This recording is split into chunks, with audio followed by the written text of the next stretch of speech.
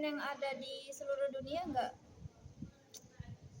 Kalau pesantren di seluruh dunia menurutmu terlalu luas, gimana kalau jumlah pesantren yang ada di Indonesia?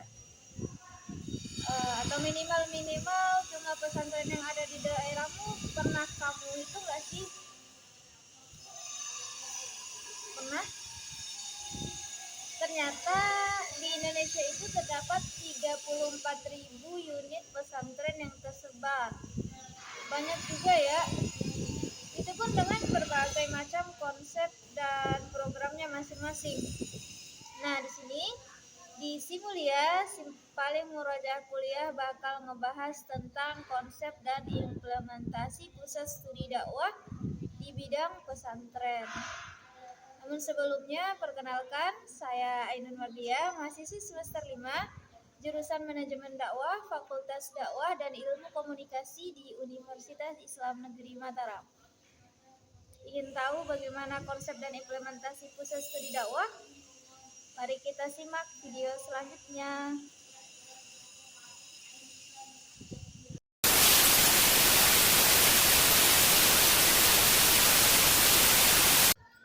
Sebelum kita bahas konsep dan implementasi pusat studi dakwah, gimana kalau kita cari tahu apa sih arti dari konsep dan implementasi itu?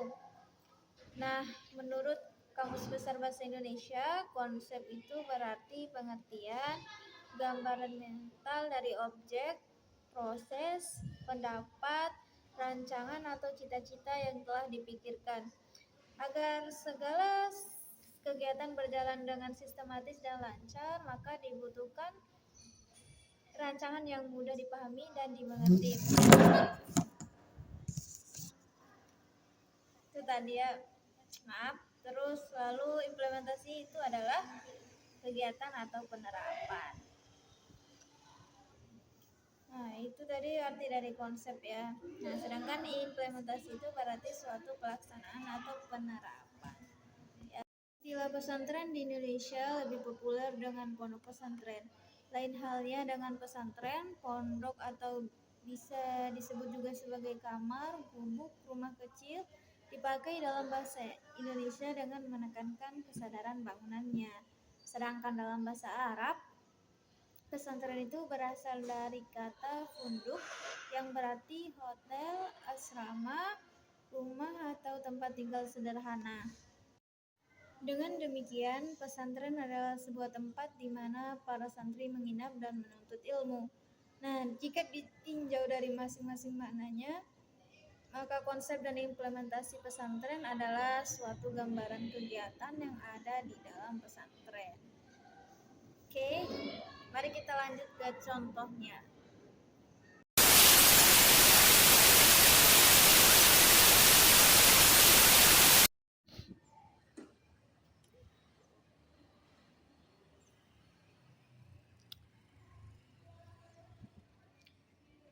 Yang pertama ada di Pondok Pesantren Darul Quran Wal Hadis Al Idrisi yang letaknya itu di Paudanda, Kecamatan Janaperia, Kabupaten Lombok Tengah di Nusa Tenggara Barat.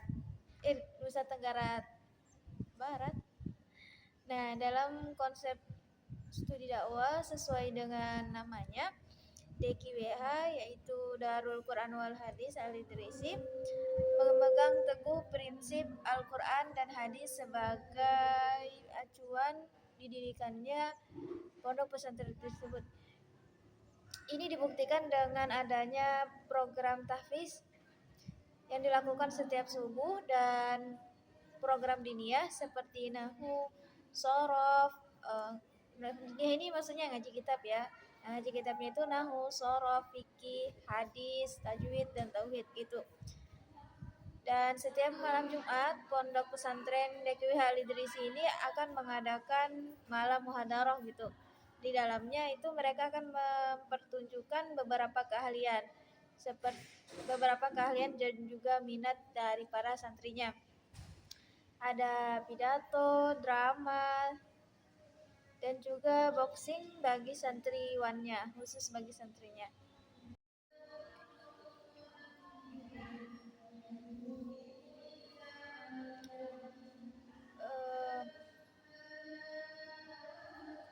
Menariknya, selain mendalami ilmu agama, Pondok Pesantren Darul Quran Wal Hadis Al Idrisi juga mengimplementasikan program formal.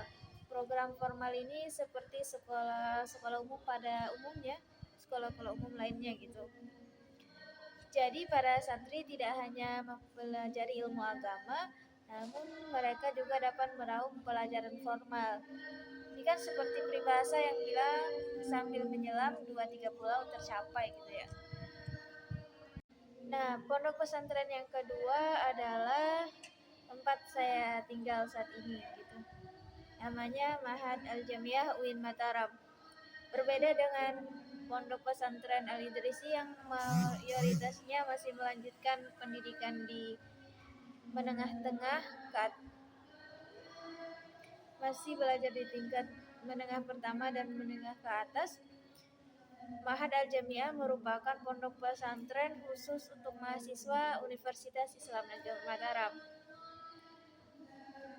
Nah, Ma'had sendiri dibentuknya mulai dari era kepemimpinan Dr. Haji Asnawi MA, yaitu beliau adalah Rektor UIN Mataram atau dulunya disebut sebagai IAIN periode 2004 sampai 2009.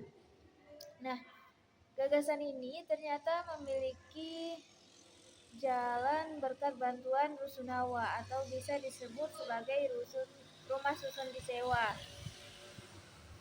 Sedikit cerita, jadi tahfiz di Ma'had Al-Jamiah itu kita harus nyetornya 1 hari 1 halaman buat yang belum khatam. Tapi kalau udah ya khatam nyetornya 1 hari 2 halaman. Dan itu gak ada jadwal pastinya, bisa kita aja harus.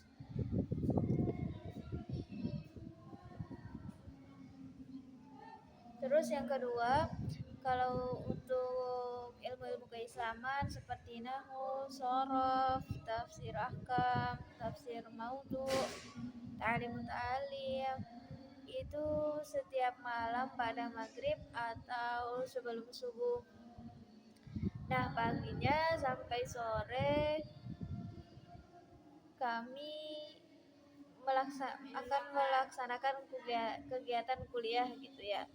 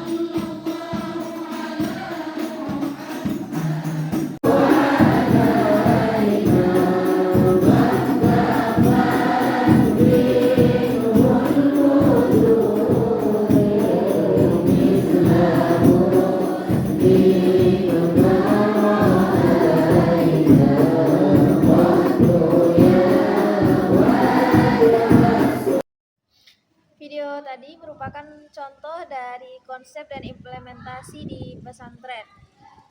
Itu tadi kita ada video merayakan Maulid Nabi Muhammad SAW.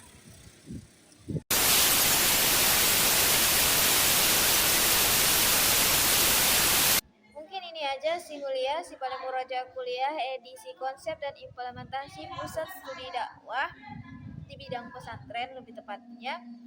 Saya Ainun Mardiah mengucapkan maaf yang sebesar-besarnya kalau ada salah, hilaf maupun kurangnya pemahaman, dan terima kasih udah menonton. Assalamualaikum warahmatullahi wabarakatuh.